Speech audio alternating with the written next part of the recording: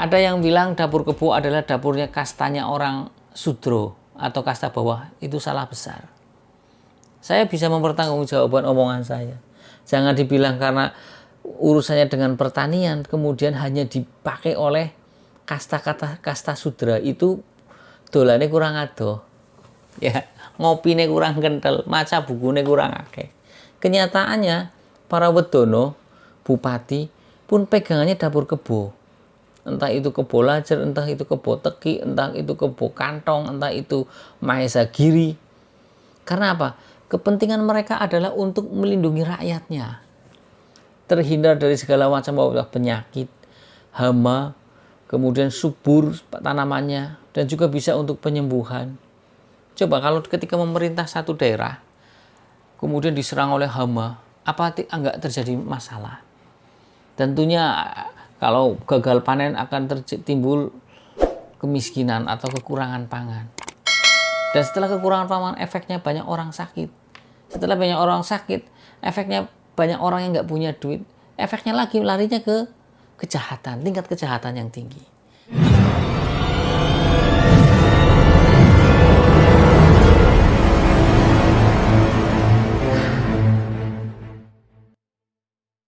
Assalamualaikum warahmatullahi wabarakatuh. Salam sejahtera, salam budaya. Rahayu, rahayu, rahayu. Berjumpa lagi dengan saya Mas Wawo di channel Pusaka Jawa Official. Alhamdulillah wa syukurillah, segala puji bagi Allah yang telah memberikan segala nikmatnya. Nikmat yang paling besar bagi kita adalah nikmat iman dan Islam, di antara nikmat-nikmat yang lain yang tidak bisa kita sebutkan secara zahir maupun batin. Diberikan nikmat kesehatan, ya, diberikan nikmat bisa bernafas. Sahabat Pusaka Jawa, semoga sahabat Pusaka Jawa selalu dalam lindungan Allah Subhanahu wa taala, dijauhkan dari segala mara bahaya baik zahir maupun batin. Dijauhkan dari segala musibah, baik musibah banjir, longsor maupun musibah penyakit. Apalagi penyakit yang sedang marak atau menyebar di seluruh dunia adalah penyakit COVID-19 atau virus corona. Sahabat Pusaka Jawa yang sedang tertimpa musibah ekonomi, semoga Allah memberikan atau membukakan keran rizkinya lebar-lebar agar mengucur kepada sahabat Pusaka Jawa, ya, agar mendapatkan rezeki yang halalan barokah thayyibah. Kemudian yang mempunyai hutang semoga cepat terlunasi, yang sedang sakit pun semoga cepat disembuhkan. Sahabat Pusaka Jawa, tidak hanya saya mendoakan untuk sahabat Pusaka Jawa saja, tapi untuk handai tolan sahabat Pusaka Jawa maupun kepada teman-teman sahabat Pusaka Jawa, sama doa yang saya berikan kepada mereka semua. Kali ini saya akan membabar satu bilah pusaka berdapur keris Luk 5. Sering saya membabar satu keris dapur Luk 5, tapi kali ini adalah saya pernah membabar dapur keris ini, yaitu tergolong keris langka. Sahabat Pusaka Jawa, yaitu keris kebodengen. Baru dengar mungkin kali ya. Yang senior keris pastinya sudah tahu itu namanya keris kebodengen, ya.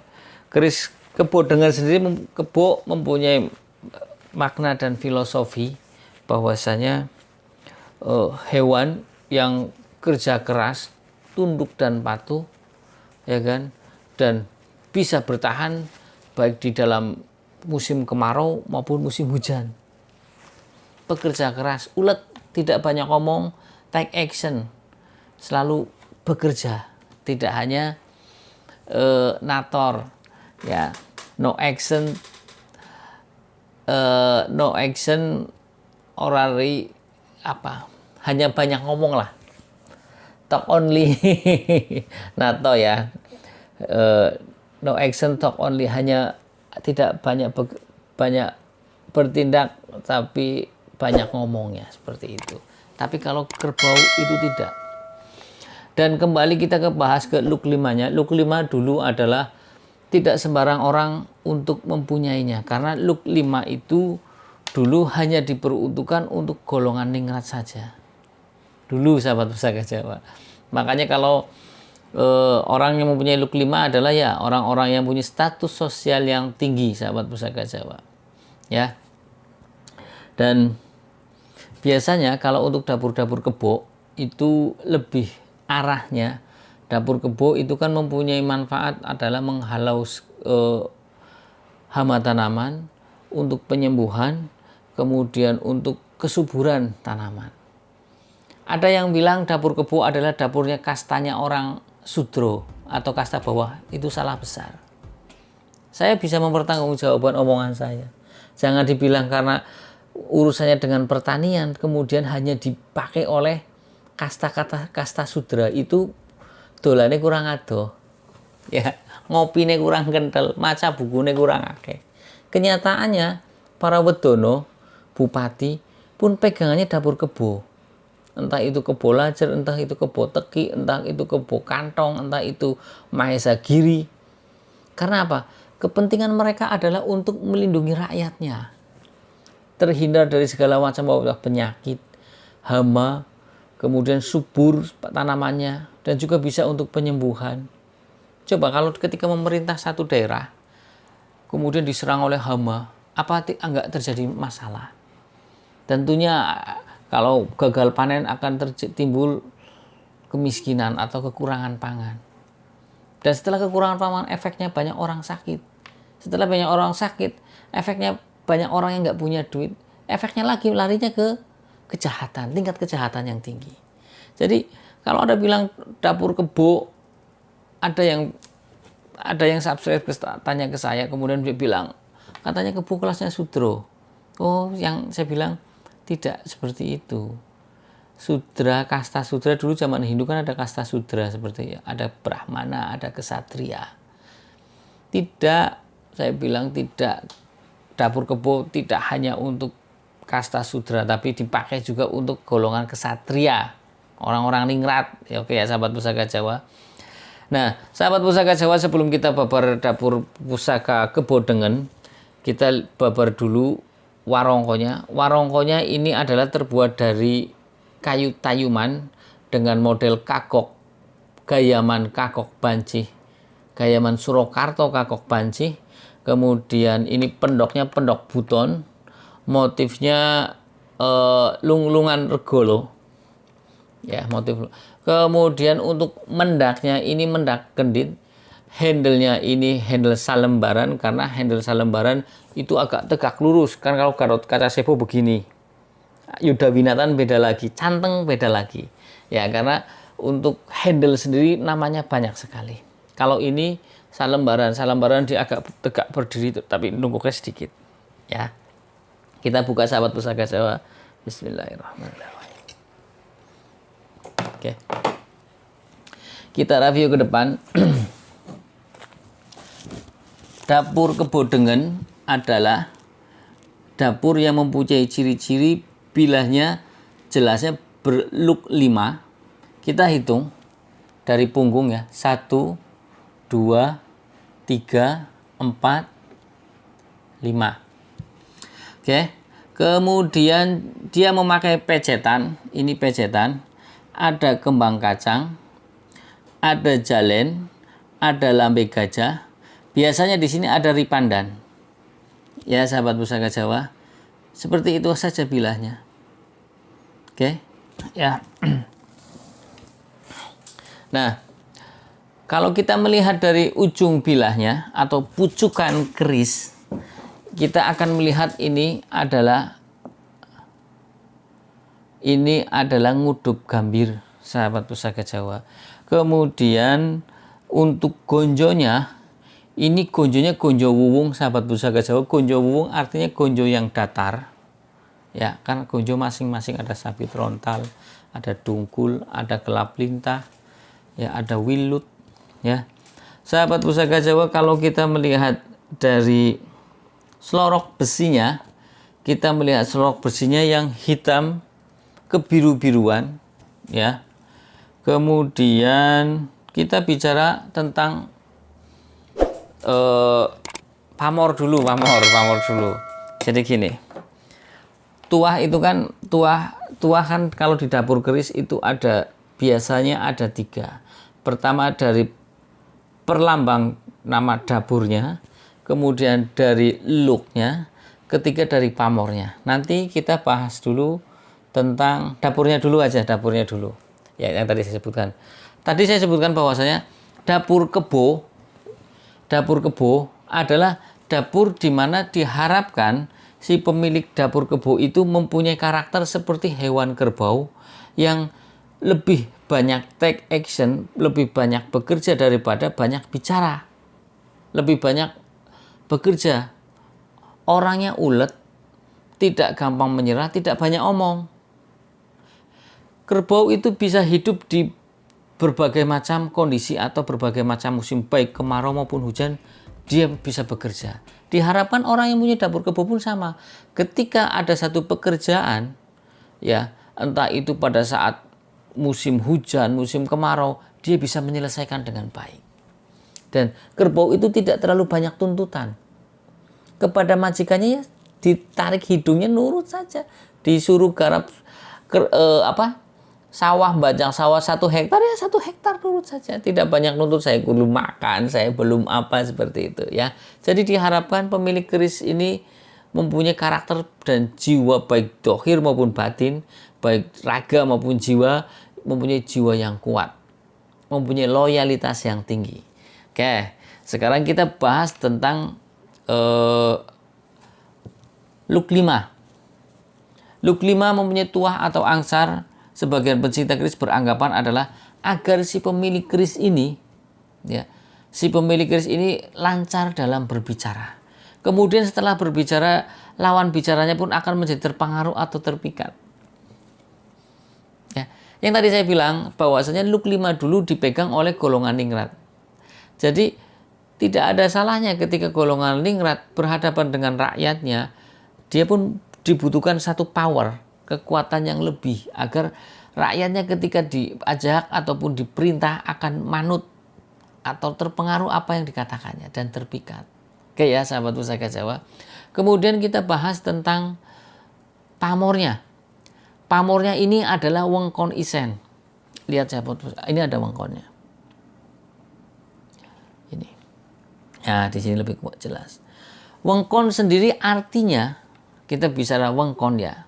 Wengkon sendiri artinya berbentuk seperti frame, ya, seperti frame. Kalau lurusnya begini saja, tapi kalau ini berarti kan mengikuti looknya, agar tidak nyebrang bila.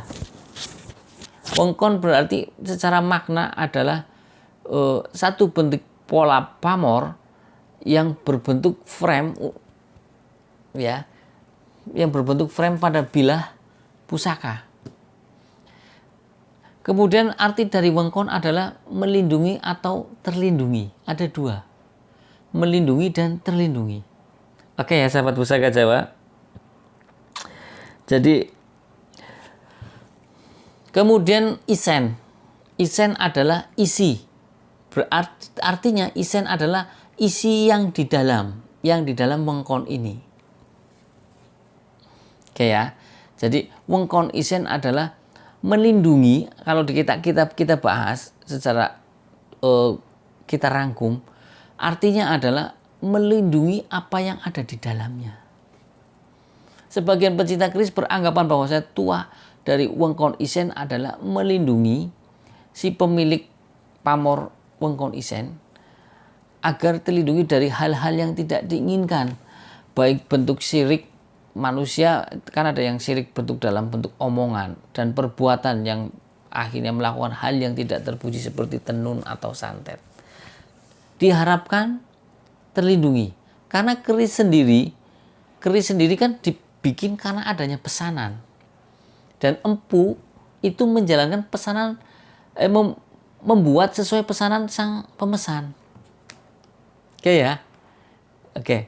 Nah, berarti doa dan harapan antara empu dan pemesan tertuang dalam bentuk nama dapur, tertuang dalam bentuk luk, tertuang dalam bentuk pamor. Ini. Nah, kemudian setelah ini wengkon isen ini tercipta, berarti tidak hanya manusia diingatkan, tidak hanya diri sendiri yang dilindungi, setidaknya adalah ketika berbentuk wengkon isen adalah orang-orang yang isi di dalamnya, melindungi isi yang di dalamnya. Kita sebagai manusia wajib melindungi yang ada di keluarga kita. Yang ada di keluarga kita anak, istri, paman yang masih atau siapa saja atau kakak beradik yang ada di rumah itu. kita wajib melindungi. Tidak hanya, tadi kan dibilang, waqul izin adalah artinya melindungi dan terlindungi. Ketika melindungi, ketika terlindungi berarti kan kita posisinya ada di dalam. Dan ketika kita melindungi berarti kita tidak cuman melindungi yang di dalam, tapi yang di luar, yaitu adalah orang-orang yang membutuhkan kita. Orang-orang yang lemah. Ketika tetangga kita membutuhkan maaf, entah itu sembako ataupun pangan ya, kita kalau mempunyai kelebihan silakanlah. Jadi leluhur kita mengajarkan sesuatu ajaran budi yang luhur itu melalui perlambang yang tidak bisa kita cerna kalau tidak kita pelajari. Jika tidak ada yang mengajarkan, maka generasi milenial pun tidak tahu.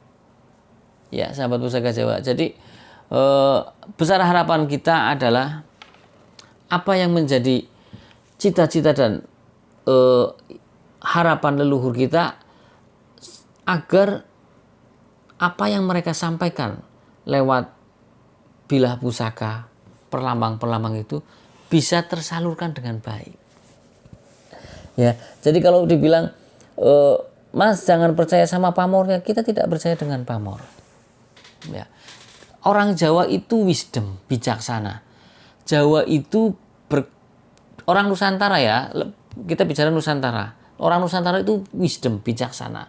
Apalagi Pulau Jawa. Jawa sendiri kan berasal dari kata Javana. Javana artinya orang yang berbuat arif, atau tindak tanduknya adalah bijaksana, arif dan bijaksana. Javana. Dan orang Nusantara itu kadang memakai piandel. Piandel artinya apa, Mas? Piandel kan kadang suka dibawa-bawa ya, dalam bentuk macam-macam. Piandel adalah satu bentuk harapan yang dipasrahkan kepada Tuhan Yang Maha Esa, bahwa sesungguhnya apa yang terjadi ini adalah melibatkan Tuhan Yang Maha Esa atau Ilahi Robbi. Jadi ketika membawa Nusantara ini, leluhur kita itu membawa piandel itu kita kembalikan kepada Tuhan. Bahwasanya apa yang ada di dunia ini yang terjadi adalah Tuhan kita hanya mensyariati saja. Kalau saya mau ke Tegal atau mau ke Jakarta atau ke Cirebon, ya syariatnya bisa jalan kaki bisa, tapi bisa lama, bisa sekitar 1 hari baru sampai. Mau pakai motor bisa, ya kan? Pakai motor bisa lewat Pantura. Kalau mau ke Cirebon 2,5 jam dari Slawi. Oke, mau lebih cepat lagi bisa pakai mobil, masuk tol paling 1 jam. Nah itu seperti itu. Silakan Anda berpikir ya. Jadi saya di sini tidak mengajarkan untuk menduakan Tuhan Yang Maha Esa, tidak. Cuman saya hanya membabarkan apa yang menjadi warisan budaya leluhur, ya, agar kita memahami apa yang menjadi doa, pesan yang tersurat maupun yang tersirat dalam satu bilah pusaka.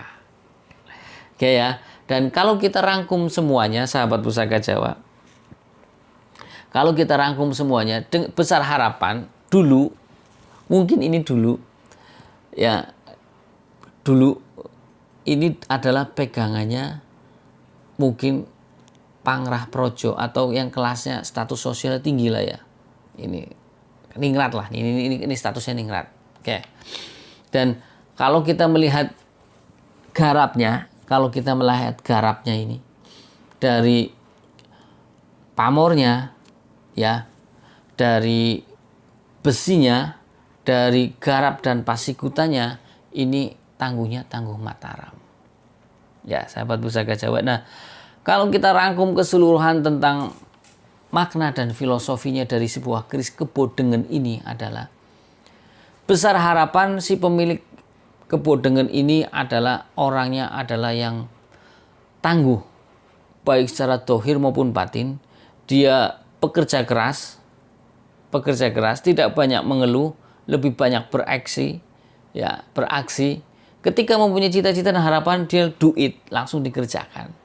Tidak cuma ngomong-ngomong, planning saja, duduk di meja. Lebih banyak dikerjakan langsung. Oke. Kemudian ditopang ketika mempunyai cita-cita, dia langsung take action ke lapangan dan dikerjakan apa yang menjadi cita-citanya. Ketika dia pengen menjadi seorang pedagang, maka dia pun keluar untuk berdagang. Kalau tidak punya modal, maka dia pun belajar dulu tentang ilmu dagang, menjadi karyawan dulu, setelah punya modal dia boleh berdagang. Ya, atau dia bisa datang ke orang untuk minta pinjaman modal. Kemudian setelah menjalankan satu apa yang menjadi cita-citanya, di backup atau didukung dengan pamor wengkon isen ini. Karena ketika kita hidup di dunia ini, ya, kita hidup di dunia ini pastinya banyak aral yang melintang. Jadi untuk memudahkan seseorang dalam menyingkirkan hal-hal yang tidak diinginkan agar kita tujuannya tercapai, kita diprotek lewat doa Sang Empu, lewat perlambang dari wengkon isen.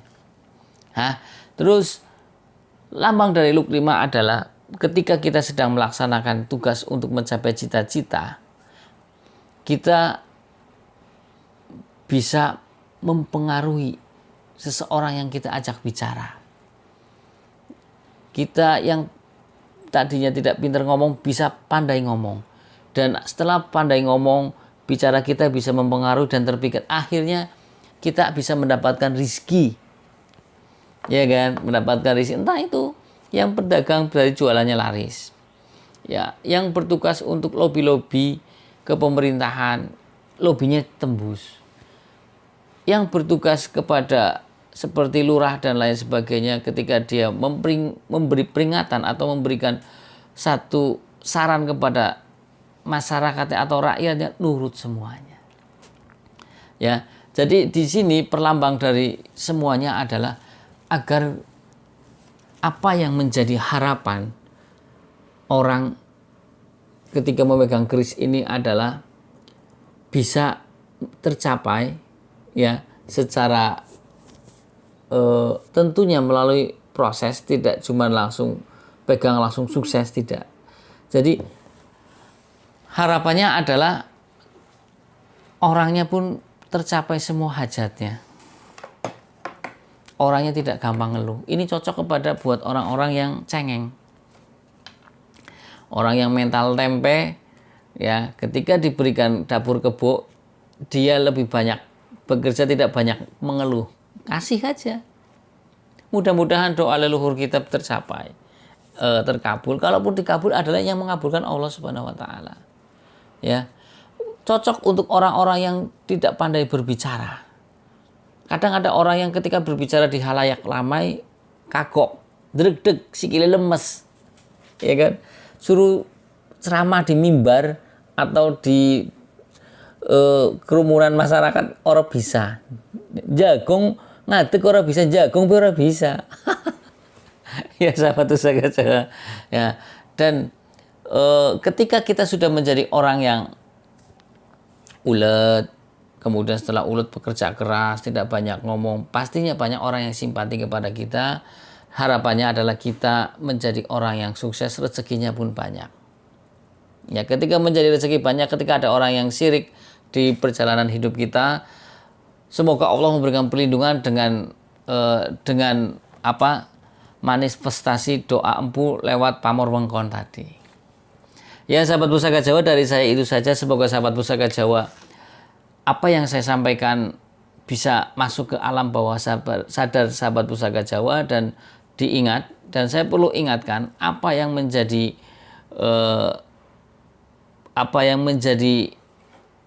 piandel atau pegangan dalam bentuk bila pusaka, bahwasanya itu arti dari piandel adalah satu bentuk ikhtiar leluhur kita yang melibatkan kepada Tuhan Yang Maha Esa. Bahwasanya piandel itu artinya adalah segala sesuatu selalu melibatkan kepada Tuhan Yang Maha Esa atau Ilahi Robi. Karena apa? Ketika kita akan membuat bila pusaka ini, empu selalu berdoa kepada Tuhan Yang Maha Esa. Tirakat dulu. Ya, tirakat dulu. Makanya saya juga nitip pesan kepada sahabat Pusaka Jawa yang baru-baru untuk bermain pusaka, ilmu pusakanya bertambah, ilmu agamanya pun lebih tinggi. Ya, jangan belen, takutnya nanti malah lebih tinggi. Ya, jadi bisa membedakan yang tadi saya ceritakan bahwasanya semua hidup di dunia perlu syariat. Hidup di dunia perlu syariat. Ya. Tapi tidak menduakan kalau tahu ilmunya. Yang jadi masalah adalah kalau tidak tahu ilmunya. Ya, nanti orang bilang syirik itu, Mas Allah bilang pamor begini. Itu kan perlambang dari doa. Manifestasi doa sang empu ataupun pemesan keris itu dibentuk dalam bentuk pamor. Jadi ketika kita melihat, oh keris ini bentuknya wongkon isen, berarti fungsinya sudah ketahuan. Doa yang disisipkan adalah untuk perlindungan diri, entah itu perlindungan pribadi maupun perlindungan kepada keluarga. Ya, yang kemudian mempunyai makna filosofi lagi adalah kita setelah terlindungi, kita juga jangan lupa kita dilindungi Allah Subhanahu wa taala, Tuhan yang Maha Esa. Kita juga memberikan perlindungan kepada makhluk Allah Subhanahu wa taala. Ya, agar Allah selalu melindungi kita. Karena ketika Allah melindungi kita, terus kita diberikan satu rahmat khusus dilindungi Allah Subhanahu wa taala, kita memberikan perlindungan kepada Allah, maka Allah lebih sayang lagi kepada kita, rahmat khususnya ditambah lagi. Perlindungannya didobel lagi. Oke ya sahabat Pusaka Jawa, dari saya itu saja. Untuk sahabat Pusaka Jawa yang belum subscribe, silahkan tekan tombol subscribe. Kemudian yang sudah subscribe, jangan lupa pencet like, share, and comment. Untuk request dapur pusaka yang lain, silahkan sahabat Pusaka Jawa komentar di kolom komentar. Karena saya menerjemahkan ini, kebodengan adalah pesanan dari subscriber. Ya, tapi saya lupa namanya. Mas, tolong baper dapur pusaka kebodengan. Ini adalah permintaan dari subscriber. Alhamdulillah bila pusakanya ada. Ya, sahabat Pusaka Jawa, bila saya ada salah-salah kata, saya minta maaf. Kesalahan mutlak milik saya, kebenaran milik Allah Subhanahu wa taala. Wassalamualaikum warahmatullahi wabarakatuh. Salam sejahtera, salam budaya. Rahayu, rahayu, rahayu.